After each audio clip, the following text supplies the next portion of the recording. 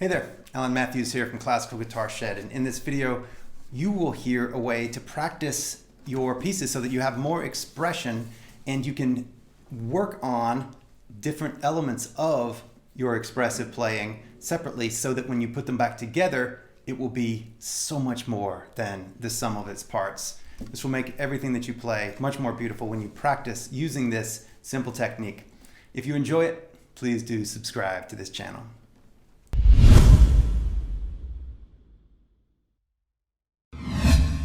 Well, for an example, let's just take, this is the Capriccio Arabe Francisco Tarraga.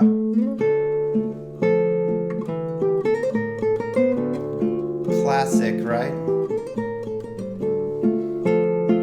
And whether you play this piece or not, it's just a good example for this particular topic. So let's say that you've learned these notes, then how do you play this more expressively?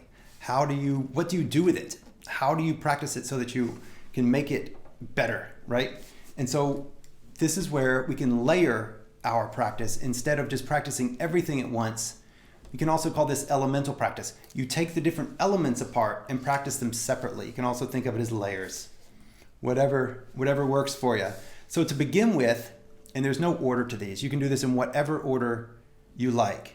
So to begin with, one of the things that I like to do is just the melody, right? So we can just take, what are the melody notes? And here, these are all stems up notes. So as we look at it, it's these notes, right? These are the melody notes. And so then practicing just that.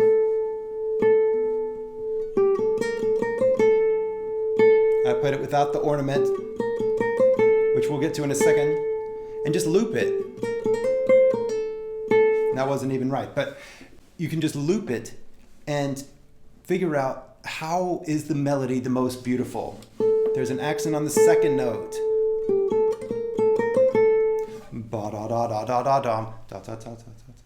How do you want it? Does it get louder? Does it get softer? Work on just the melody as if nothing else existed. You have all the time in the world. So just take as much time.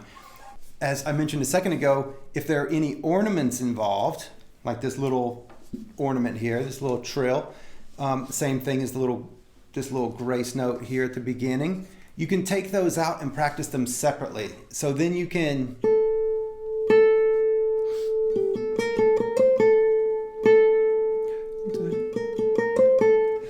do that without it and then practice it separately, slowly.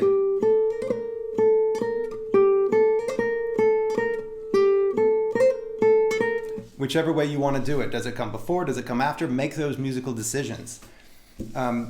Before or after the beat. One comes before, one comes after. Figure out how you want to do that.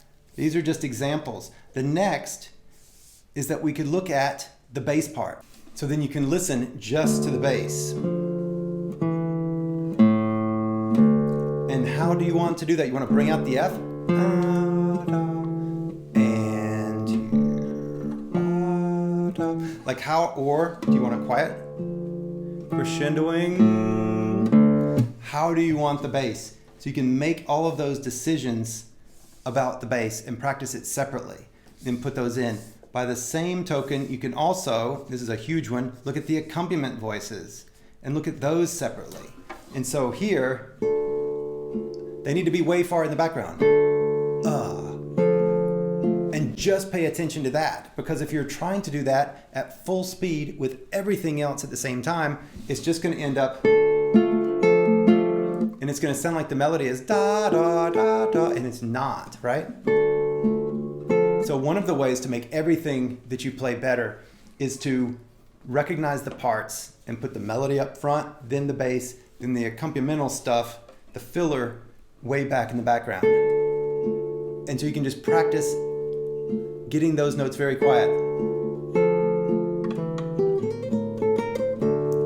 Quiet, quiet.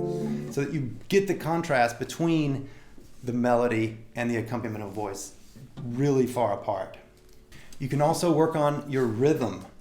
So here we have this accent right here, and I want to just offset that just a little bit. I just want to play it as late as I possibly can.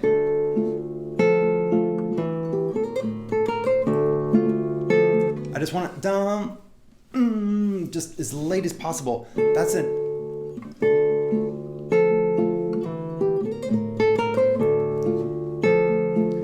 And so that's a rhythmic thing, right?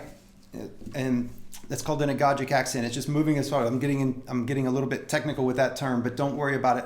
The main thing is the rhythm is an element. You could also just say, am I certain that my ornament right here that we were just talking about is in time?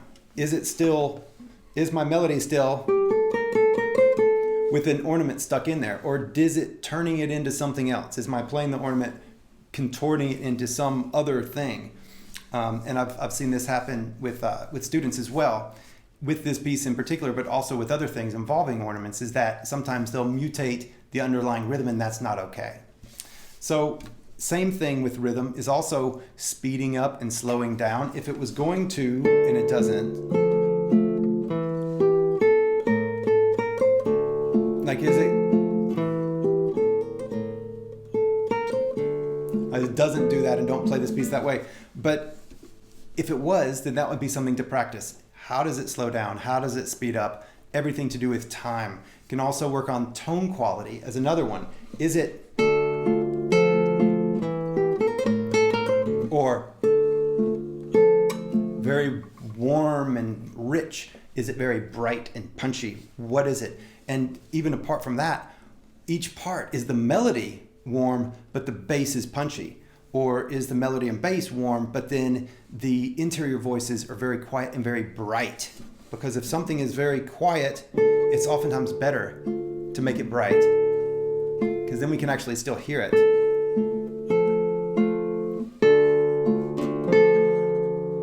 You still get the contrast, but then you don't lose it in the woofy sounding too quiet. So these are different ways. So the whole point is to practice all these issues separately and then start combining them back in, as opposed to just thinking that you can do everything at once, because you can't track all that, right? We can track 7 plus or minus 2 things as the scientific number. Well, we've already got our notes, we've already got our fingerings, we've already got the basic rhythm. That pretty much clears us for our 7 things at any given time. That's a lot. So instead of thinking that we can do everything at once, one thing at a time. Just the melody, just the bass. It seems like it's too easy. This isn't good practice because it's too easy. It's just the bass. But it's not, because chances are if you've never done that, you don't even know what the bass line is to whatever it is that you're playing. You don't know what it sounds like on its own. And so then you can't do anything expressive with it because you're not even aware of it. It's just something in the background. Same thing with the melody. It might be that you thought that was the melody, and it's not. And so by looking at the music and seeing which notes are stems up, which ones are stemmed down, then you can practice that and you can know it. So practicing expressive things in layers, in elements, elemental practice, one teacher of mine called it. Thank you, Mark. This is a great way to practice. You can also learn your pieces in this way and just build this stuff in right from the very beginning, and that's a great way to practice as well. All right, I hope you've enjoyed this foray into these couple of bars of the Capriccio Arabe and layered expressive practice or elemental practice. Have fun with that. Give it a shot and let me know how it goes. I hope you've enjoyed it. Please subscribe to this channel. See you soon. Bye-bye.